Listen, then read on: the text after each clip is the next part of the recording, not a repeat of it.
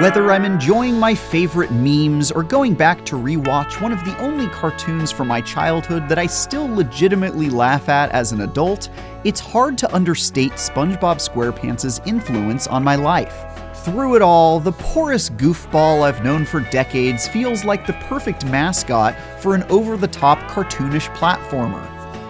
While 2003's SpongeBob SquarePants Battle for Bikini Bottom proved it could be done, it hasn't aged particularly well, and we've been in dire need of a modern take on that idea starring everyone's favorite fry cook. And yet, like a collapsing Squidward souffle, SpongeBob SquarePants The Cosmic Shake dried up my optimism the more I played it. It's merely a thin, by-the-numbers sequel to the 20-year-old Bikini Bottom rather than the ground-up redesign that we deserve. One that absorbs the progress genre heroes like Mario or Ratchet and Clank have made in the decades since. So, although Cosmic Shake does benefit from the quirky SpongeBob characters and their world, as a platformer, it's a terribly bland journey that feels, well... It'll be grueling, mind-numbing, and repetitive, just like cleaning a litter box. To be very clear, I understand that Cosmic Shake was almost certainly designed with children in mind, and I'm sure a kid who hasn't played a lot of better games yet would enjoy it just fine. But even so, I can't imagine any of the children I know enjoying this half as much as they would something like Super Mario Odyssey, which does practically everything better.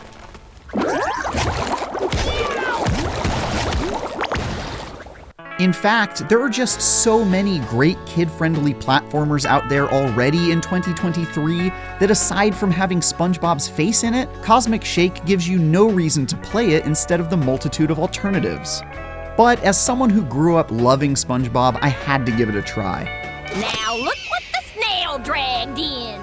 As I've come to expect from this delightful sponge, the story begins when he makes a series of extremely ill-advised decisions which cause the very fabric of Bikini Bottom to be torn apart at the seams. Determined to put things right, SpongeBob and a newly transformed balloon version of Patrick begin hopping through portals and fighting samey jelly monsters in search of their friends. What little plot follows is basically just a thinly veiled excuse to revisit memorable SpongeBob episodes, whether you're running around the prehistoric version of Bikini Bottom or the creepy depths of Rock Bottom. It's a nice trip down memory lane, but not exactly an original or memorable SpongeBob tale that can stand on its own. That nostalgic indulgence is helped greatly by the appearance of so many recognizable characters, all voiced by their original voice actors. We get SpongeBob. Are you ready for a glovely adventure? Not. Patrick. Who would have thought that a magic potion from a mysterious fortune teller in a sketchy wagon could backfire? Pearl. Sorry, am I oversharing? It's my first day, and I'm so nervous! The Flying Dutchman. Without me ship, I'm just a pathetic ghost of my former self. And Mr. Krabs. Gotta take me back, I beg you. This old soft shell won't last a day in jail.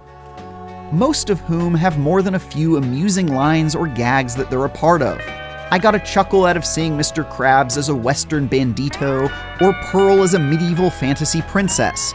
And the resulting hijinks felt very much like it was straight out of a long-lost episode of the show.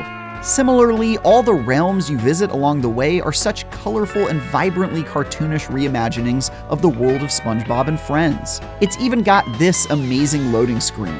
One loading screen later. And these way too detailed close-up images of characters that gross you out, both of which are fantastic nods to the show. I will make myself extra picturesque.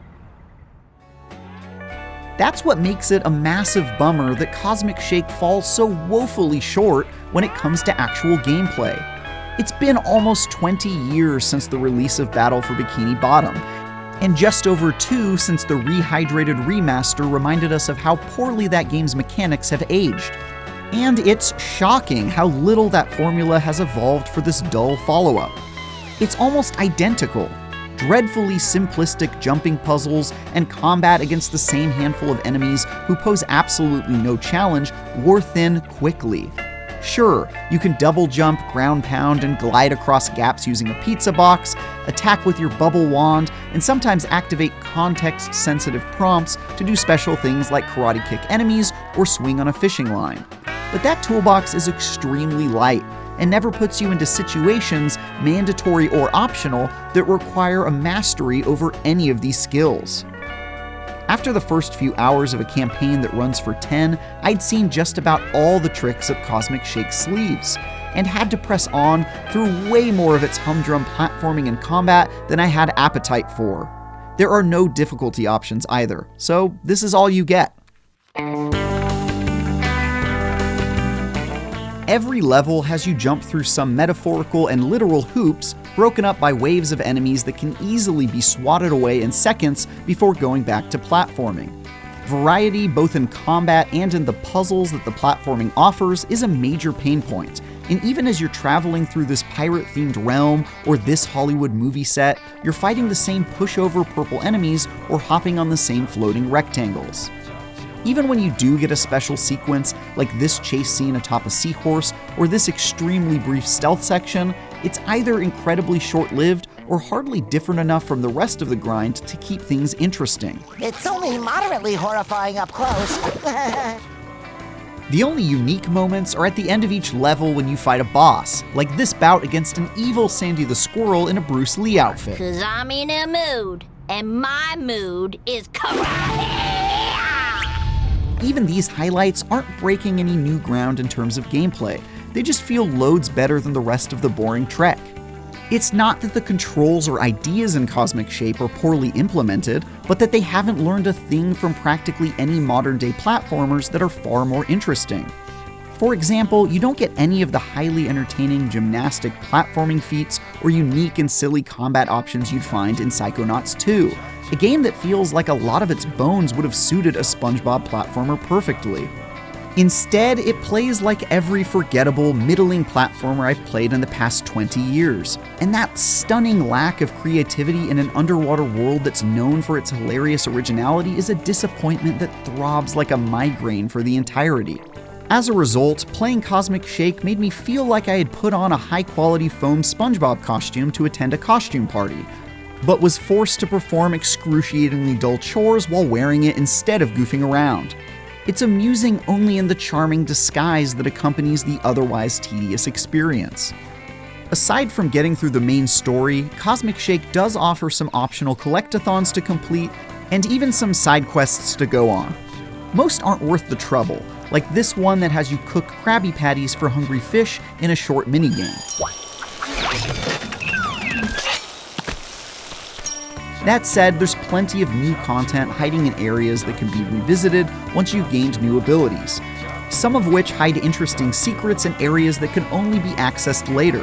Usually, though, they just lead to more of the same dull combat and rote platforming you'll already be bored with. SpongeBob SquarePants The Cosmic Shake is a simple, unambitious platformer that pales in comparison to its peers in every way besides all the charm and humor it borrows from the iconic show. Whether it's the incredibly basic jumping and swinging that becomes irksomely repetitive within minutes, or the humdrum combat that has you mopping up the same handful of enemies hundreds of times without anything to meaningfully differentiate the first battle from the last, Cosmic Shake badly lacks the imagination and creativity for which the show is known. The original cast's voice performances and silly gags are certainly a highlight, but if you were hoping for something akin to Super Mario Odyssey in a pineapple under the sea, sadly, this falls far short. For more, check out some footage of the first minutes of gameplay and our reviews of Sonic Frontiers and KO the Kangaroo. And for everything else, stick with IGN.